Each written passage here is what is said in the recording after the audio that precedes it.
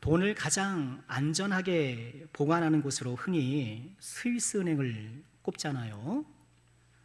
스위스 은행 계좌가 안전한 이유는요, 스위스의 은행 비밀 보호법 때문이에요. 1934년에 이 법이 제정되었는데요.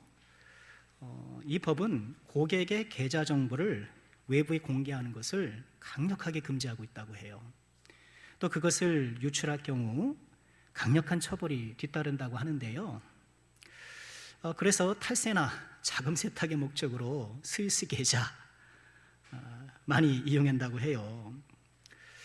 그러나 최근에는 변화가 생겼다고 합니다. 2008년 글로벌 금융위기 있었잖아요. 그때 국제사회에서 이 스위스 은행의 비밀주의를 문제 삼기 시작했고, 이에 따라 스위스 정부도 일부 금융 기밀 정책을 완화했다고 해요. 2018년부터 OECD 자동 정보 교환 시스템 뭐 그런 게 있대요.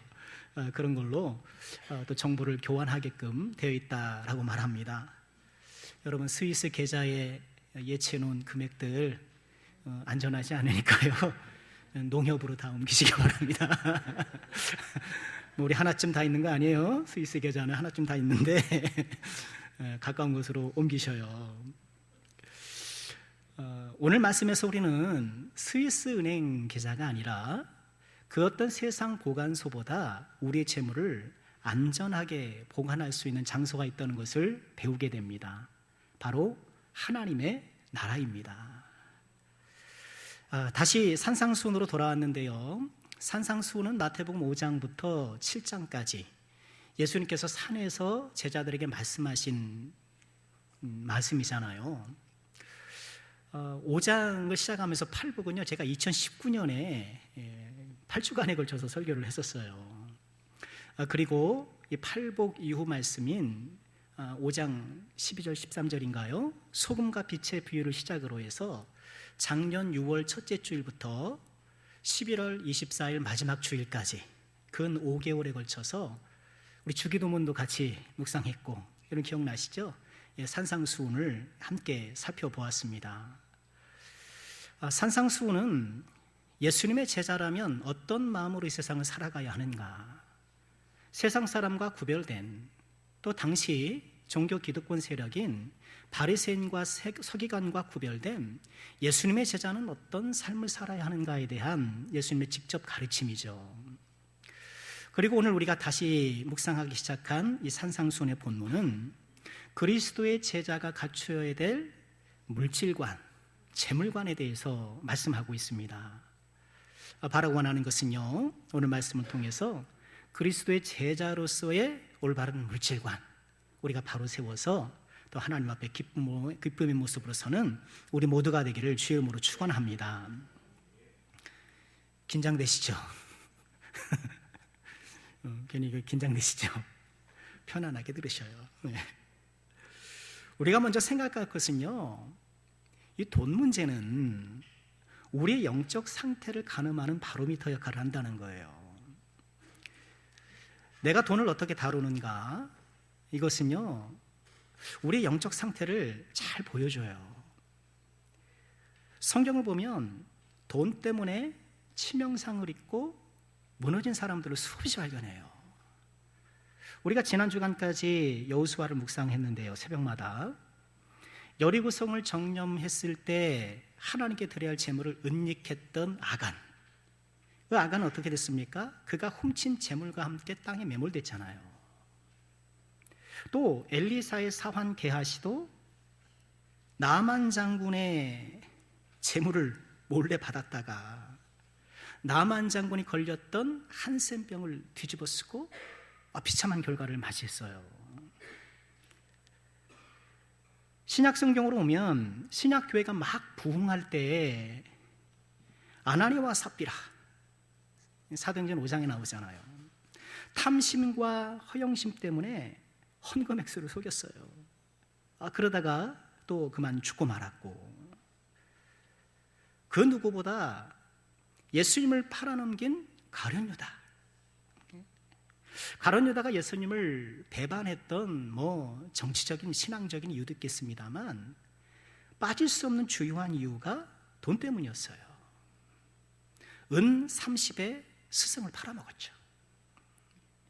그래서 역사의 길이 남을 배신자의 아이콘이 됐잖아요. 이 돈 때문에 그만 무너지는 사람, 여러분 그렇잖아요. 우리도 뭐 꼭 성경이 아니더라도 우리 주변에 보면 돈 때문에 무너지는 정치인들, 돈 때문에 무너지는 목회자들, 돈 때문에 그 인생이 막 흔들거리고 뭐 회복 불가능에 빠지는 경우를 적지 않게 보죠. 우리 신앙생활에 있어서 내가 돈을 어떻게 관리하고 돈에 대해 어떤 마음을 갖느냐는 너무너무 중요한 거예요. 세례요한이 요단강에서 세례를 베풀었잖아요. 많은 사람들이 와서 회개하고 이제 용서를 하나님께 받았는데, 세례요한은 세례를 받으러 온 사람들을 향해서 회개에 합당한 열매를 맺으라면서 이렇게 얘기를 했어요. 누가복음 3장 11절 이하에 보면 대답하여 이르되 옷 2벌 있는 자는 옷 없는 자에게 나눠줘라. 먹을 것이 있는 자도 그렇게 해라. 세리들도 세례를 받고자 하여 와서 이르되 선생님 우리는 무엇을 해야 됩니까? 세리들이 와서 회개하는 거예요. 이르되 부가된 것 외에는 거두지 말라. 군인들도 물어 이르되 우리는 무엇을 하리까 하매 이르되 사람들에게 강탈하지 말고 거짓으로 고발하지 말고 금료를 족한 줄로 하라. 지금 회개하러 온 모든 사람들에게 합당한 회개의 열매를 맺어야 될 것을 구체적으로 조목조목 이야기하고 있는데 모두가 돈과 연관된 거예요. 돈과 연관된 거예요. 회개에 합당한 열매를 맺는 거룩한 삶을 우리가 살아감에 있어서 이 돈 문제를 우리가 잘 해결하지 못하면 회개에 합당한 열매 거룩한 삶을 살기가 어려워진다는 거예요. 그래서 마틴 루터는 우리에게는 3가지 회심이 있다고 얘기를 했어요. 첫 번째는 머리의 회심, 깨닫는 거예요. 두 번째는 가슴의 회심, 마음을 새롭게 하는 거예요. 세 번째는 지갑의 회심, 이렇게 얘기를 했어요. 지갑의 회심. 뭐 어떤 의미인지 우리가 다 금방 느낄 수 있잖아요. 지갑의 회심, 이 돈에 대한 올바른 태도의 정립은 그리스도인들에게 꼭 필요한 것이고 우리의 신앙과 삶을 건강하게 하는 필수 요소라는 거예요. 그렇다면 우리 그리스도인이 가져야 할 돈에 대한 올바른 태도는 무엇일까요? 먼저는 하나님 노릇하려는 돈을 경계할 줄 알아야 돼요. 오늘 우리가 읽은 이 예수님의 가르침 속에서도 24절의 결론 부분을 이렇게 말씀을 하시잖아요.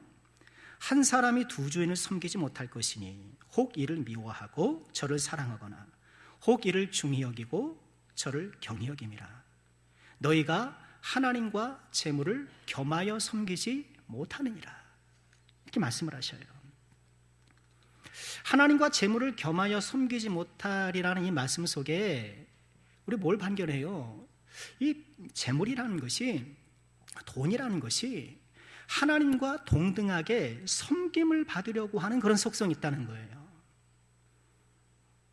오늘 말씀에서 이 재물은 이른바 하나님과 옆에 있는, 하나님과 동등히 섬김을 받으려고 하는 하나님의 라이벌심이에요. 하나님을 섬길 것인가 재물을 섬길 것인가, 그 사이에 우리가 있다라고 이야기하고 있는 거예요. 재물은 우리를 향해 하나님 노릇하려고 한다는 것을 우리가 잊지 말아야 돼요. 여러분 정말 그렇잖아요. 돈은 어떻게 우리에게 하나님 노릇하나요? 여러 가지가 있습니다만 돈은 사람의 마음을 여는 힘이 있어요. 돈은 사람의 마음을 열어요. 그것도 아주 쉽게. 돈은 사람의 마음을 열게 해서 자기를 영접하게 해요. 우리 주님을 영접해야 되는데 돈이 우리의 마음을 열고 우리를 영접하게 해요. 그래서 사람은 돈을 주면 다 받아요. 돈을 주면 다 받아요. 돈은 마음을 움직이는 힘이 있어요. 또 돈은 결정권을 발휘해요. 우리가 어떤 일을 선택하고 결정할 때 거기에 결정권을 행사하는 것이 돈일 가능성이 높을 때가 많아요. 그래서 돈이 된다 하면 하고 돈이 안 된다 하면 안 하기도 하는 거예요. 또 돈은요, 우리의 충성심을 이끌어내요. 우리 충성하게 해요. 밤낮 안 가리고 물불 안 가리고 그러면 안 되는데 때로는 범죄도 서슴지 않아요. 하나님은 우리에게 사람은 사랑하고 돈은 이용하라고 주셨는데 바꾸는 거예요. 돈을 사랑하니까 사람을 이용해요. 그럼 보이스피싱 보십시오. 그 몇 마디 아주 그냥 그럴듯한 말로 그렇게 소중하게 모았던 재산을 강탈하는 거 보면 기가 막히지 않습니까? 또 돈은요, 찬양을 받아요. 돈은 찬양을 받습니다. 전능한 존재로 높임을 받아요. 돈이면 다 돼. 이런 생각을 하기 쉬워요. 돈은 능력이 있어요. 하나님은 능력이 계시지만 하나님께 기도하면 힘도 들고 시간도 오래 걸리는 것 같고, 그런데 돈은 힘도 별로 안 들고 어때요? 빨라요. 그러니 사람들이 돈을 좋아하는 거예요. 빠르니까. 바로바로 효과가 있잖아요. 그래서 우리 사람들은 돈을 드높여요. 역시 돈이 좋아. 네. 교회도 다 돈이야. 교회도 돈이야. 그렇게 생각하기가 쉬운 거예요. 우리가 입으로는 난 예수가 좋다오, 난 예수가 좋다오 이야기하면서도 나도 모르게 내 마음 한구석에는 나는 돈이 좋다오 이렇게 노래하며 살고 있는지도 몰라요. 돈은 이처럼 우리의 마음을 움직이고 우리 마음속에 들어오고 결정권을 행사하고 충성심을 이끌어내고 또 우리의 드높임을 받고, 돈이 하나님 노릇하는 거예요. 그러나 성경이 이야기하는 건 뭔가요? 돈을 사랑하는 자는 결국 망하게 된다는 거예요. 우리가 앞서 보았던 그 사례들처럼 돈을 사랑함이 일만하게 뿌린 거예요. 여러분, 부자가 뭔가요? 예수님께서 부자가 천국에 들어가는 것이 낙타가 바늘기로 들어가는 것보다 더 어렵다 그러셨잖아요. 부자가 뭔가요? 부자는 통장 잔고에 많고 적음이 아니에요. 부동산에 많고 적음이 아니에요. 돈을 사랑하는 것이 부자예요. 그래서 내가 통장 잔액이 많으면서도 심령이 가난한 사람이 있고, 내가 물질적으로 가난함에도 불구하고 부자가 있어요. 내가 통장 잔고가 부족하다고 나는 겸손하다고 생각하면 곤란해요. 사람은 부자는 부자대로 교만하고 가난한 사람은 가난한 사람대로 교만해요. 있는 사람은 있는 대로 교만하고 없는 사람은 없는 대로 교만하더라고요. 돈을 사랑하는 것이 부자예요. 그러나 성경은 한결같이 이야기해요. 돈을 사랑하는 것이, 그것이 우리 안에 하나님 노릇하면서 우리를 지배할 때 결국 우리 영혼과 삶을 망하게 한다는 거예요. 우리는 돈을 지혜롭게 이용해야지 돈의 지배를 받고 돈의 하나님 노릇하는 것에 순응해서 돈을 섬기는 삶이 되지 않도록 정말 주의해야 돼요. 오늘 우리가 읽은 말씀 속에서도 하나님 노릇하는 돈의 폐해를 말씀하고 있는데요, 22절에 보면 눈의 비유로 말씀을 하셔요. 눈은 몸의 등불이니 그것으로 내 눈이 성하면 온몸이 밝을 것이요, 눈이 밝으면 온몸이 어두울 것이니 그러므로 내게 있는 빛이 어두우면 그 어둠이 얼마나 더하겠느냐. 지금 올바른 재물관 물질관에 말씀하시면서 돈에 대해 경계할 것을 말씀하시면서 왜 눈 얘기를 하실까요? 이 재물이 우리 눈을 멀게 하기 때문에 그래요. 우리 눈을 멀게 하기 때문에. 내가 재물에 눈이 어두우면, 눈이 가려지면 어때요? 온몸이 어두워진다는 게, 온몸이라는 것은 우리의 이런 손으로 만져주는 몸일 수도 있겠지만 이 몸으로 살아가는 우리의 모든 삶을 제육법적으로 표현하는 거잖아요. 내가 돈의 눈이 가리워지면 나의 모든 삶이 어두워진다는 거예요. 우리는 반대로 생각하기 쉽잖아요. 지금 내 삶이 이렇게 어두운 것은 내가 돈이 부족해서야. 내가 돈을 좀 더 많이 모으면, 내가 좀 저 좋은 직업을 가지고 내가 돈을 조금 쌓으면 내 인생은 밝아질 거야. 내가 좀 더 넓은 집에, 좀 더 배기량 큰 차에, 또 내가 좀 명품 옷에 이렇게 내가 살아가면 내 인생은 환하게 빛날 거야 라고 생각을 하는 거예요. 착각인 거예요. 착각인 거예요. 우리는 우리를 향하여 하나님 노릇하는 이 돈이 우리 눈을 가리지 않도록 정말 조심해야 돼요. 돈에 눈이 멀면 하나님이 안 보여요. 하나님의 말씀이고 뭐 이런 거 안 들어와요.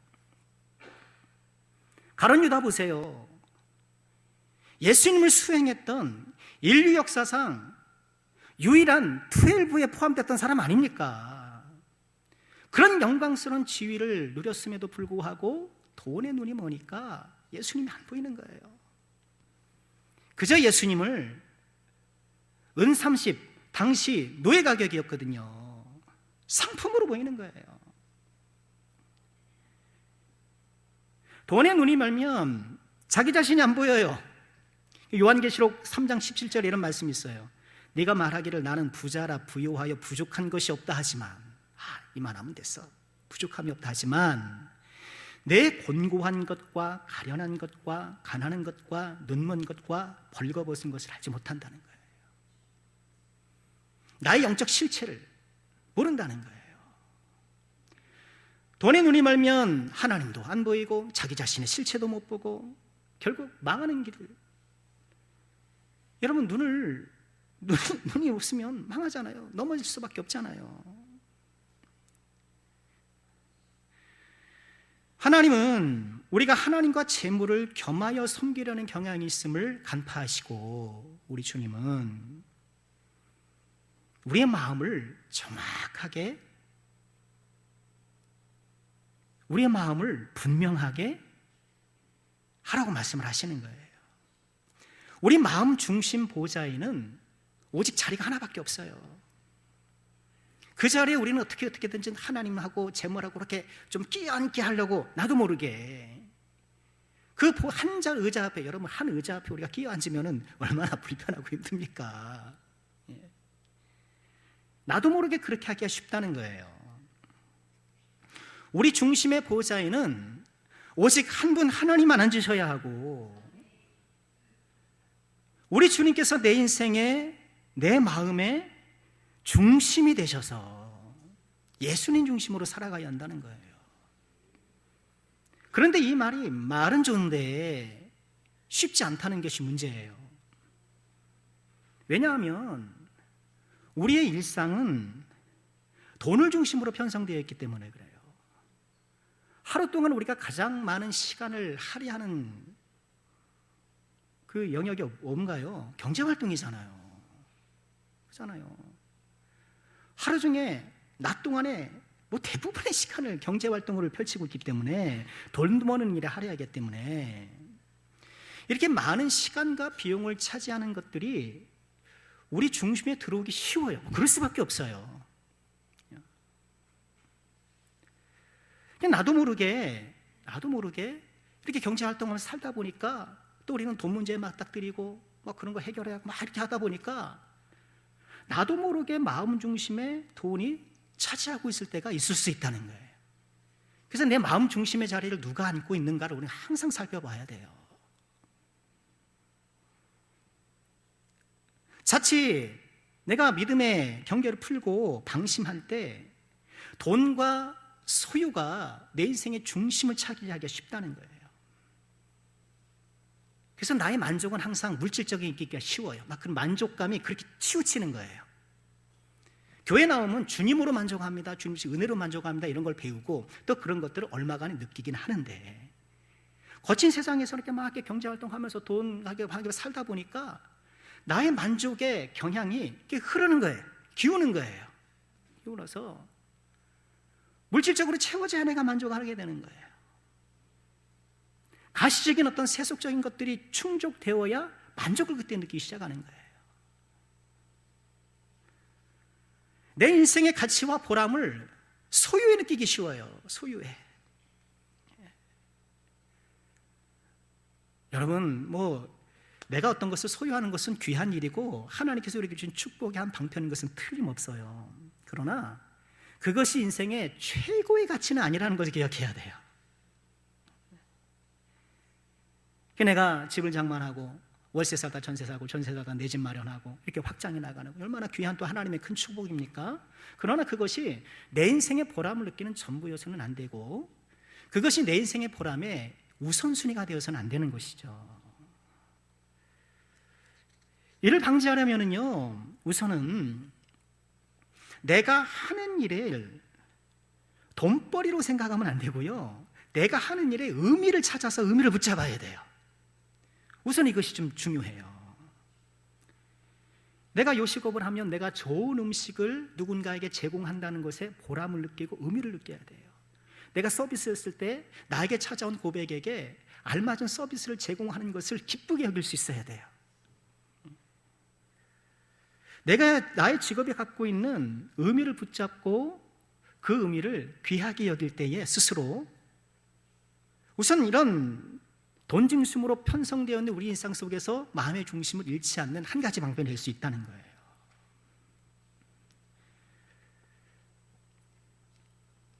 여러분, 돈을 버는 건 굉장히 중요한 일이에요.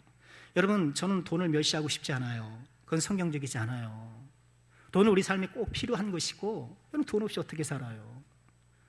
여러분, 돈 없이도 어떻게 교회가 운영되고 우리가 복음 사역을 감당하고 어떻게 하나님 나라에 일조하겠습니까? 굉장히 중요한 도구인 것은 틀림없어요. 그러나 이것이 자칫 우리 마음의 중심을 차지하여서 하나님의 라이벌 신으로 위치하여서 우리의 섬김을 강요하고 우리의 섬김을 받는 그런 하나님 노릇하지 않도록 우리가 주의해야 하는 거예요. 이처럼 하나님 노릇하는 이 재물의 속성을 우리가 이해하고 경계해야 하고요. 두 번째는 보물을 하늘에 쌓아야 한다.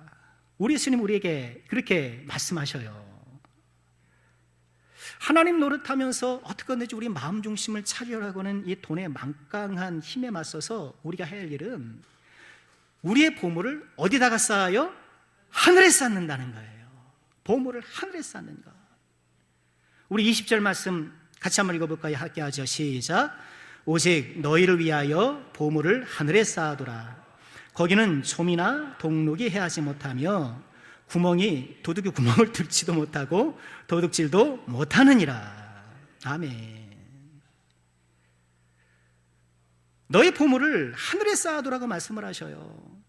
그런데 어디다 쌓으려고 해요? 자꾸 땅에 쌓으려고 하는 것이 우리의 실수라고 말씀하고 계시는 거예요. 왜 그런가요?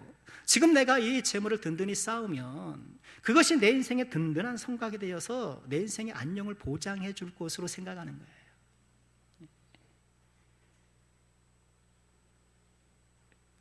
그러나 주님은 돈을 땅에 쌓는 것이 지혜롭지 못하다라고 말씀을 하셔요. 여러분, 이것은 일체 저축을 하지 마십시오. 일체 어떤 건전한 재테크도 하지 마십시오. 여러분, 그런 것이 아니라는 것을 알고 계시죠? 우리 주님의 본뜻을 우리는 이해해야 해요. 19절 보실까요? 너희를 위하여 보물을 땅에 쌓아두지 말라. 거기는 좀과 동록이 하며 도둑이 구멍을 뚫고 도둑질하느니라. 이 땅에 재물을 쌓아놓는 것은 지혜롭지 못하다는 것이에요. 왜냐하면 그것은 좀이나 동록, 좀은 이렇게 천을 갉아먹는 거잖아요.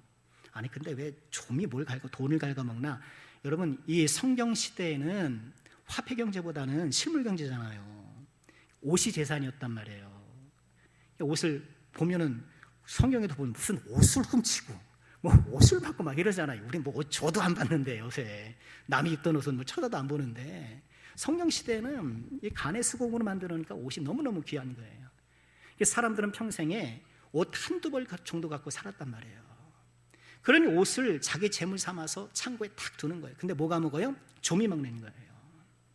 동록이라는 것은 본래 이 단어의 헬라어 뜻은 벌레라는 뜻이 있거든요. 좀과 비슷한데, 근데 이 벌레라는 단어가 라틴 벌게트 성경으로 번역되면서 녹으로 번역이 됐어요. 녹.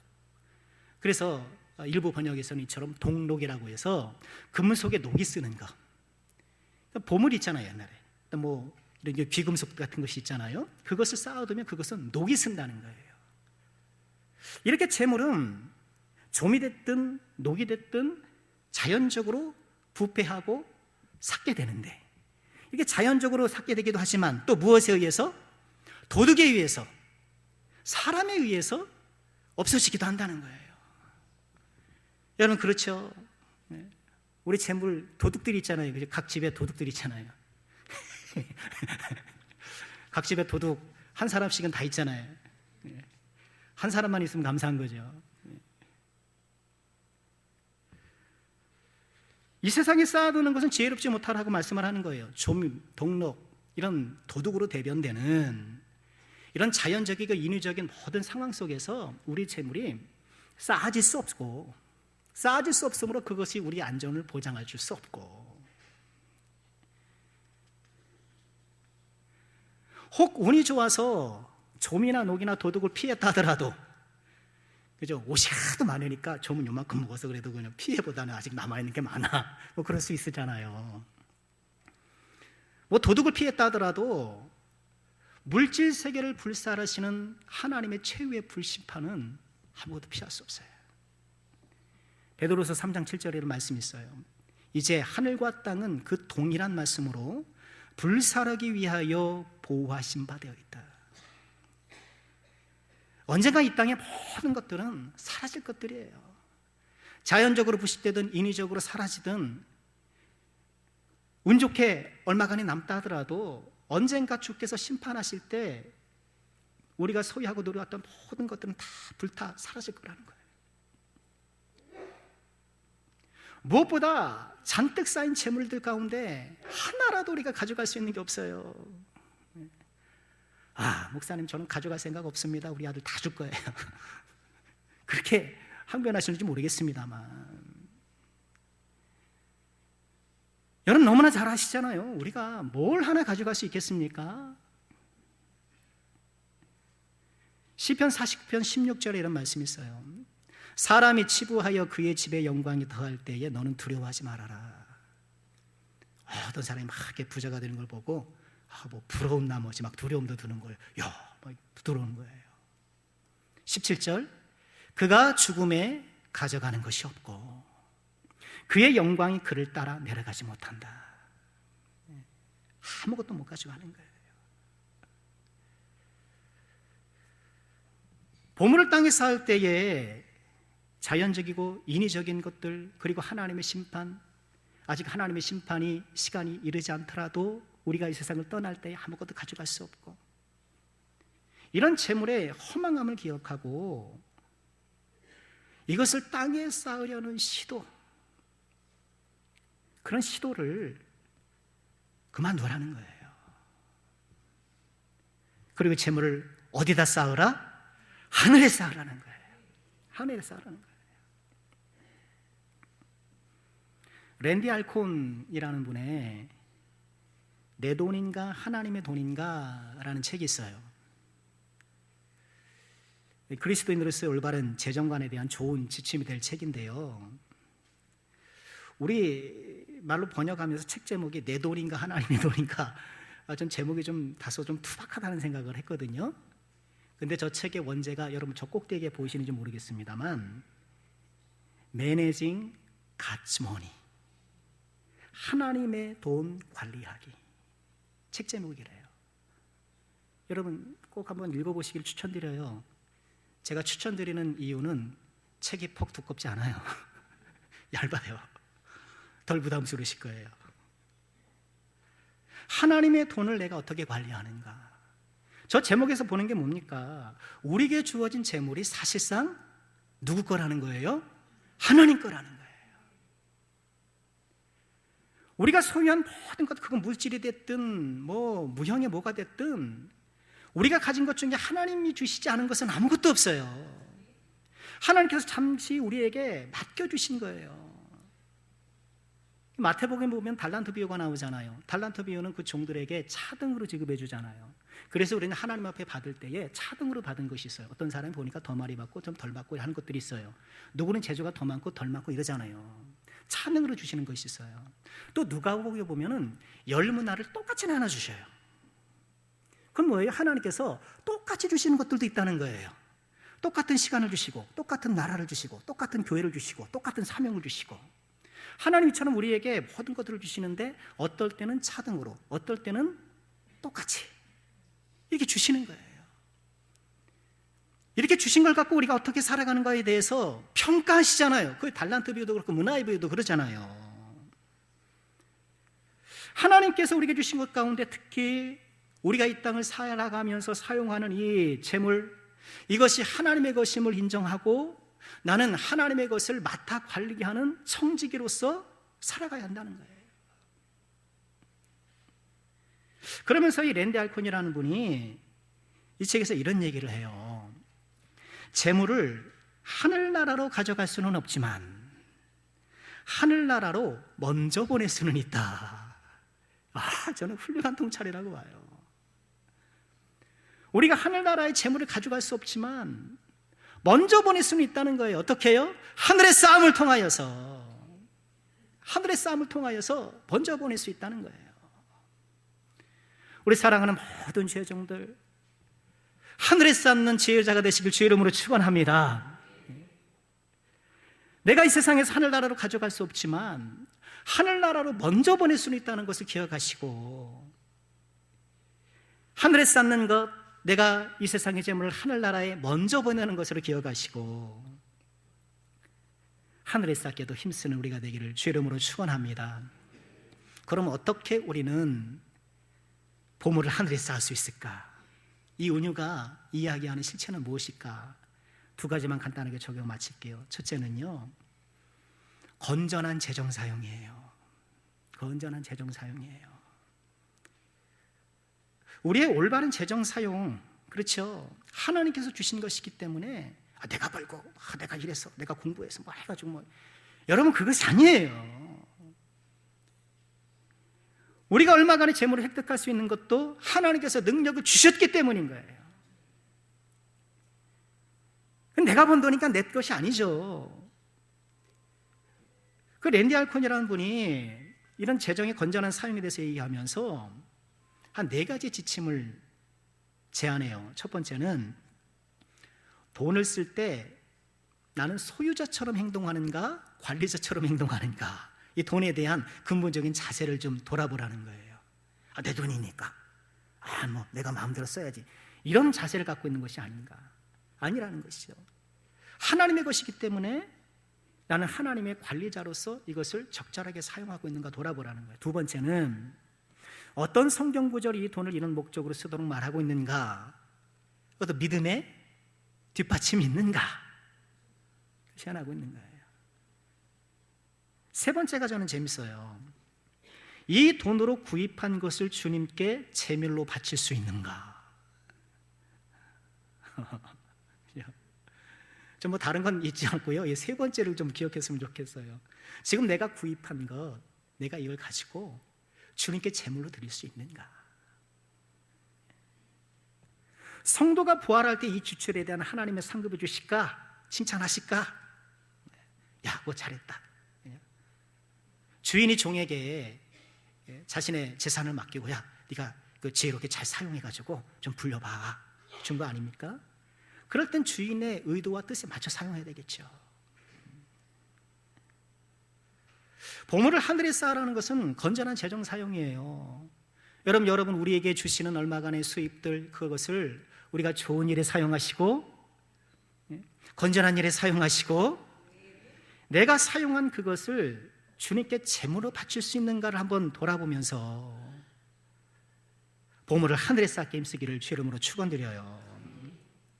두 번째로 적용할 것은요, 보물을 하늘에 쌓는 것은 하나님께 드리는 거예요. 헌금 생활이에요. 말씀을 준비하면서 많은 고민했어요. 제가 우리 교회 부임한 지 이제 9년째 돼가고 있는데 주일 설교만 한 500번 가까이 하게 되는 것 같고, 오후 설교까지 하면 1000번 되는 것 같고, 수요 기타 뭐 새벽 설교까지 포함하면 뭐 설교를 벌써 수없이 했는데요, 저는 여지껏 헌금 설교를 한 번도 해본 적이 없어요. 그리고 부교육자 때는 헌금 설교를 할 일이 없잖아요. 그런 건 담임 목사님이 하셔야지, 부목사가 뭐 헌금 설교만 할 수는 없잖아요. 제 평생에 처음으로 헌금 설교하는 거예요. 보물을 쌓는 이 지혜로운 행위 가운데 우리가 간과할 수 없는 것이 하나님께 드리는 예물이에요. 근데 주님은 이것을 명령하시고 칭찬하셔요. 예수님이 잡히시기 며칠 전에 베다니 마리아가 향유를 부어드리잖아요. 근데 향유의 값이 얼마였죠? 300데나리온. 어마어마한 가격이었던 거예요. 그러니까 제자들이 깜짝 놀래가지고 막 나무라잖아요. 그 많은 돈을 지금 거기다가 지금 예수님 머리에다 붓고 그러느냐고, 그리고 허비하느냐 그러는 거예요. 그런데 예수님은 의외예요. 놔둬라. 나에게 좋은 일을 했다. 이 여인이 하는 일을 다 기억할 것이다. 의외죠. 의외죠. 아니, 늘 알았던 말씀이니까 별로 의외가 아닌 것 같은데 이게 의외예요. 아니, 저 같으면 아이고 거절할 거, 아유 이러시면 안 되죠. 저 같으면 그럴 것 같아요.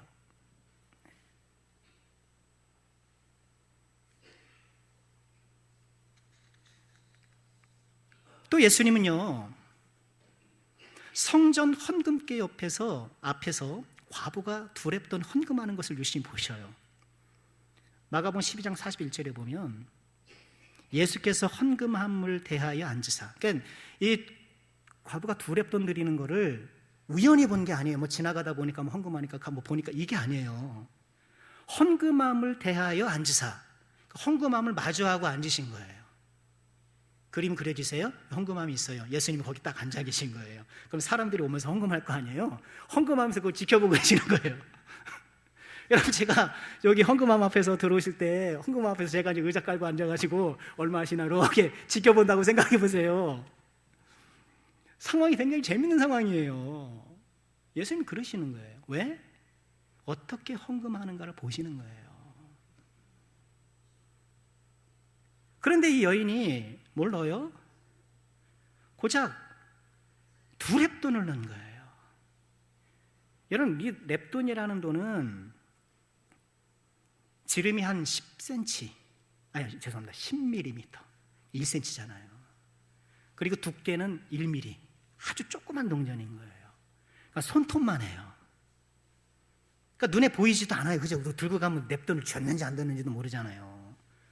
우리 500원짜리 동전, 손톱만한 동전이면 제가 알고 있는 동전으로는 1원짜리 옛날 1원짜리 있었잖아요. 그 정도가 아닐까 싶어요. 그러니까 이 여인이 그 돈을 집어넣을 때 그게 얼마인지 알아볼 수 있는 거리에서 예수님 지켜보셨단 말이에요. 그런데 그 헌금이 어때요? 그 여인의 생활비 전부였어요. 그런데 주님이 그걸 놔두셔요. 생활비 전부인데. 저 같으면 이거 안 되죠. 지금 이거 나중에 형편 될 때 하세요. 저 같으면 그랬을 것 같아요. 그런데 이 여인은, 죄송합니다, 예수님은 이 여인의 믿음을 보는 거예요.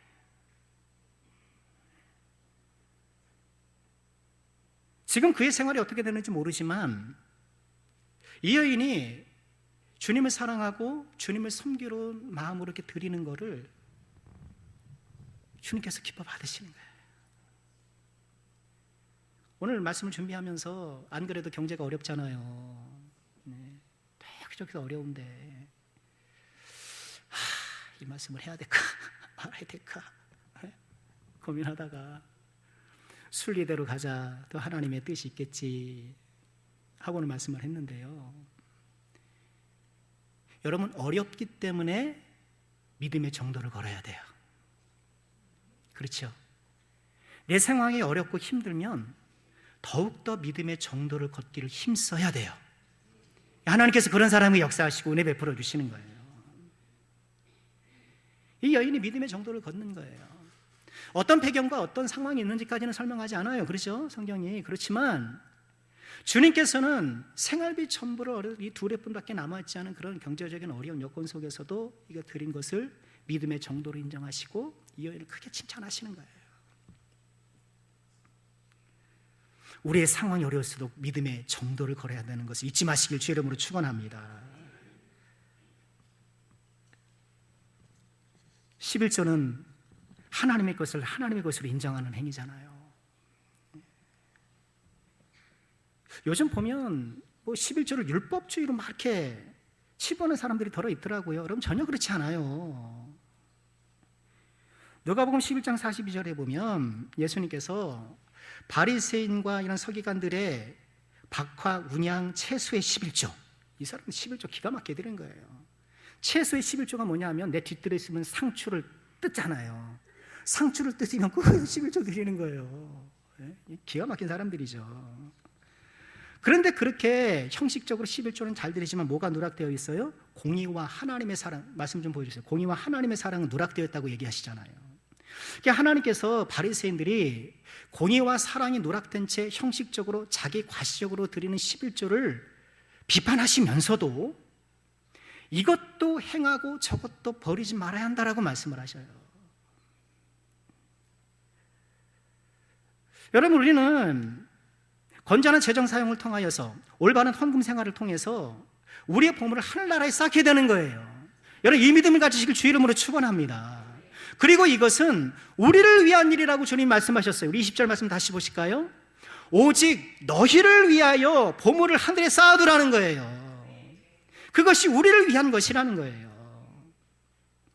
내가 어렵고 힘들지만 하나님 앞에 내 재정 주신 것들을 건전하게 사용하고 또 그것의 일부를 마음에 정한 대로 하나님 앞에 드리고 하나님의 명령에 따라 드릴 때에 그것이 사라지는 것이 아니고 없어지는 것이 아니고 하늘에 쌓이는 것이다라고 말씀을 하고 계시는 거예요.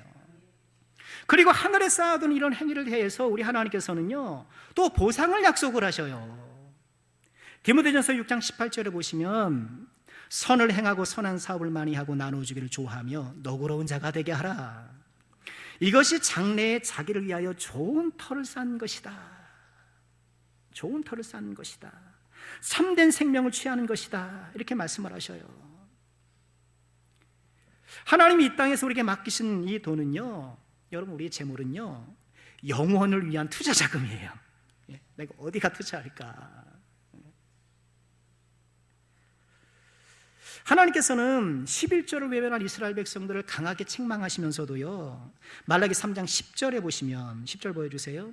만군의 여호와가 이르노라 너희의 온전한 11조를 창고에 들여 나의 집에 양식 있게 하고 그것으로 나를 시험하여 내가 하늘 문을 열고 너희에게 복을 쌓을 곳이 없도록 붙지 아니하나 보라. 약속하시는 거예요. 여러분, 하나님 시험하는 것은 안 되잖아요. 우리 주를 시험하면 안 되잖아요. 그러나 하나님께서 시험해보라고까지 이렇게 말씀을 하시는 거예요. 그 풍성한 복을 약속해 주신다고 이야기하고 계시는 거예요. 여러분, 오늘 말씀이 자칫하면 헌금 잘해서 돈 많이 받는다, 뭔가 이게 뭐 기브앤테이크처럼 여러분 그렇게 오해하지 마시기를 부탁드려요. 우리가 하나님의 말씀에 순종하는 이유는 이것만이 아니에요. 우리는 하나님을 사랑하기 때문에 순종하고 하나님을 경외하기 때문에 순종하고 또 하나 우리가 하나님을 순종하는 중요한 동기는 하나님께서 주신 보상의 약속을 신뢰해서 순종하는 거예요. 그러니 하나님께서 주시는 이런 약속들을 우리는 신뢰하고 기대할, 여러분 그것이 믿음인 거예요. 히브리서 11장 6절에 이런 말씀을 하시죠. 믿음이 없이는 하나님을 기쁘시게 하지 못하나니 하나님께 나아가는 자는 반드시 그가 계신 것과 같이 읽어볼까요? 또한 그가 자기를 찾는 자들에게 상 주시는 이심을 믿어야 할지니라. 내가 먼저 보상을 요구한다면 아마 그것은 무리한 것이 될 수 있겠죠. 하나님 이렇게 했으니까 좀 주십시오. 무리한 것이겠죠. 그러나 이 보상은 누가 먼저 약속해 주신 거예요? 하나님이 약속해 주신 거예요.